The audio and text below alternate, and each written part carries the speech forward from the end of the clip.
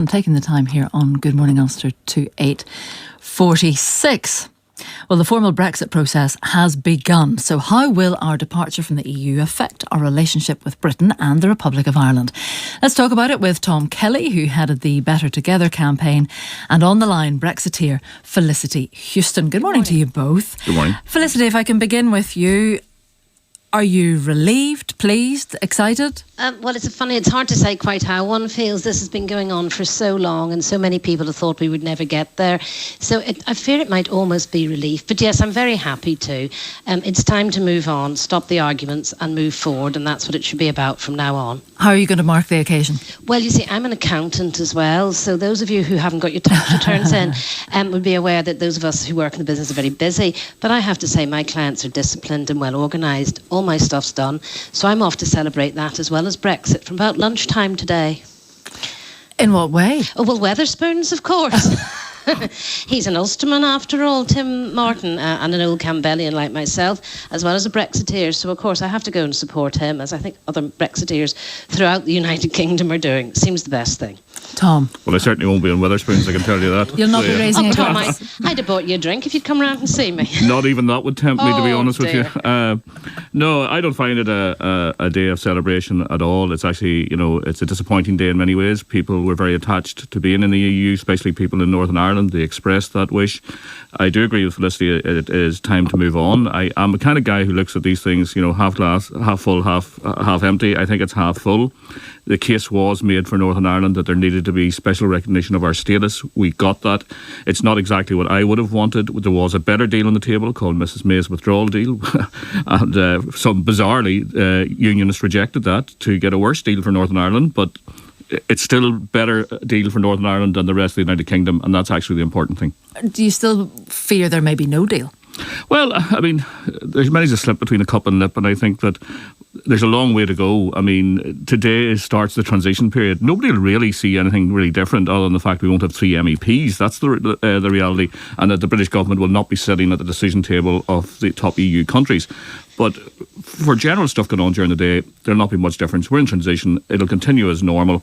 And you could only hope that the negotiating skills of Boris Johnson improve over the next 12 months, because the trade deal is important. 1.7 trillion amount of trade done by the UK in the world. 49% of it in the EU. Nobody's going to walk away from that. Are you heartened by the fact that the local politicians, now that the decision has been made, seem to have united around a common purpose of getting the best deal for Northern Ireland? I am and I'm not, because one of the big things about Brexit that annoyed me from the start, and the reason I became chair of the campaign and why I sort of stepped back into the political frame after being away for 11 years, was I was worried about the impact of Brexit on identity politics in Northern Ireland, and I still think we're quite fragile in that, and the Assembly still find its feet. It's not as if they're all backslapping each other up there. They seem to take every day to have a poke at each other still. And it wouldn't take an awful lot to tip things the other way in Northern Ireland, because people are obsessed with identity politics, and I think we really need to settle down, and I don't think that's going to happen. So I'm less worried about the economy and more worried about the settlement that we have here in Northern Ireland. Can we get things to work? Felicity, do you accept that Brexit has thrown the whole constitutional question into the mix in a way that we haven't experienced to date? Do you, for example, think that a united Ireland is closer now as a result of Brexit? Well, I think those who thought it had gone away, somebody said they haven't gone away, and I mean, that's the case. There's a certain section of the population in Northern Ireland, and politically represented, who believe that United Ireland is the answer. And they are looking at all the time, and have constantly, even since the Good Friday Agreement, for an opportunity to bring it back. It never goes away. This has just given another line to it. I think if we do have a referendum on a United Ireland, it's not going to be fought on what the EU did for us. And that sort of thing. It's going to be fought on realities of what it may mean for all of us, including the South, to have a united Ireland. So that will be a different thing. And I think in that case, they say the issues over fantasy hard borders may disappear completely, and the reality of what we might or might not be facing will come to the front. So that I think that's the case with a potential referendum. Well, you're the accountant in the conversation. Are you confident there'll be sunlit uplands? Oh, well, yes, as opposed to the unicorns, yes. I'm rather fond of unicorns, and young girls love them, don't they? I think we will be fine. Look, we deal with all sorts of stuff. Business, we hear this line that business wants certainty. Nobody who runs a business has certainty. If you run a shop or a restaurant, you never know what number of customers will come in every day. Yeah, but they would argue you try to mitigate the risks and you don't self-harm. You don't, but you just deal with what happens. You cannot tell if you don't know what's going to happen in the Middle East and affect the oil price, which automatically knocks everything on every day.